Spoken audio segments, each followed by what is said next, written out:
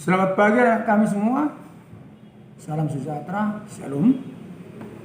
Pada pagi hari ini kita kembali belajar matematika. Matematika is the best. Baik, topik kita yaitu bangun ruang. Bangun ruang. Jadi yang kita bahas pada saat ini, yang kita pelajari mengenal bangun ruang dengan alat-alat peraga ini ya, mengenal dengan baik. Tanpa mengenal, saya kira susah ya untuk mempelajari materi yang akan kita pelajari, yaitu menentukan volume bangun ruang tersebut dan menentukan luas permukaannya. Baiklah, kita fokus mengenal bangun ruang.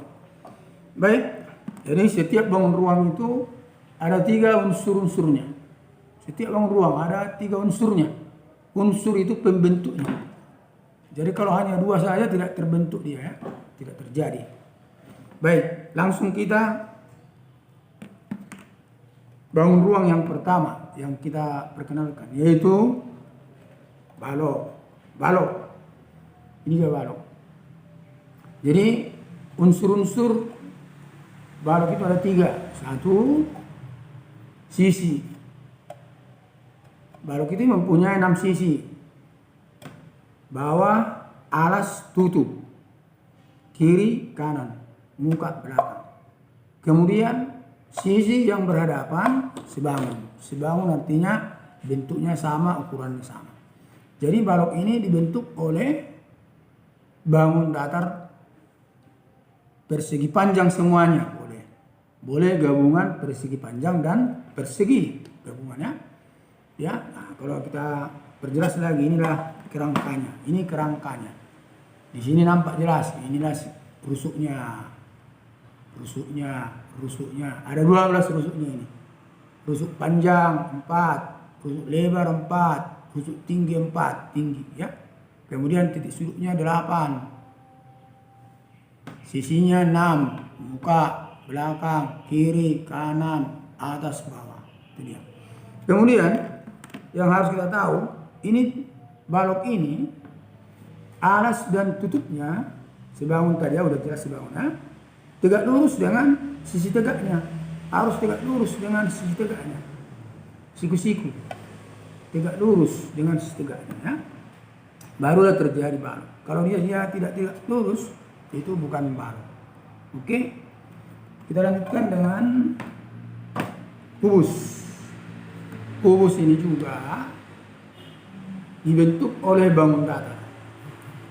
Kubus dibentuk oleh 6 bangun datar persegi. 6 ya. Bawah, alas, tutup, depan, belakang, kiri, kanan. 6 sisinya. Ya. Terus 12 rusuknya ya. 12 sama dengan balok tadi. Kemudian sisi-sisinya ini semua sebangun. Semuanya persegi. Semuanya persegi. Terus ini alas dan tutup tegak lurus dengan sisi tegaknya. Sama dengan balok tadi, tegak lurus ya. Harus tegak lurus. Oke ya. Kita lanjutkan dengan ini, misalnya ini. Ini tabung. Tabung atau silinder. Jadi tabung ini alasnya lingkaran, tutupnya lingkaran, sebangun ya. Alas dan tutup sebangun. Kemudian ini namanya sisi melengkung ini. Nama lainnya itu selimut. Selimut ya, selimut. Nah, perhatikan, selimut. Ini namanya selimut. Mungkin kenapa disebut selimut? Karena bisa berbentuk selimut dia, bisa dia melengkung. Ini selimut. Kalau direbahkan dia menjadi persegi panjang atau persegi ya. Nah, ini dia. Terus kita harus tahu juga alas dan sisi tegaknya ini harus tegak lurus ya, harus tegak lurus. Siku-siku, harus siku-siku dia. Kalau tidak siku-siku tidak. Itu namanya sudah bentuk bangun ruang lain ya. Oke. Ya. Kemudian ini namanya kerucut. Ya, alasnya lingkaran. Baru sisinya ini, sisi kerucut ini ini ya. Sisi kerucut itu ini dia sisinya atau selimutnya, ini dia. Ini namanya bagian dari lingkaran. Bagian dari lingkaran. Ini bagian dari lingkaran namanya ini. Atau juring lingkaran, sektor. Jadi selimutnya ini berbentuk juring. Jadi mencari luasnya nanti dengan rumus juring. Ya. Ini tadi ya kerucutnya, alasnya berbentuk lingkaran, terus mempunyai satu titik sudut. Titik sudutnya ini namanya vertex.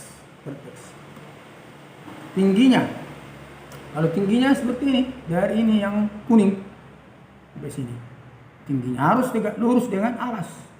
Tinggi selalu tegak lurus dengan alas. Oke ya. Terus ini dia ya, ini namanya limas. Seperti ini bentuknya limas. Alasnya persegi boleh, persegi panjang boleh, segitiga boleh. Ini misalnya ya. Ini. Seperti ini. Oke ya. Oke. Terus ini namanya prisma. Prisma. Sekali lagi saya jelaskan. Prisma alas dan tutupnya sebangun, tegak lurus dengan sisi tegaknya.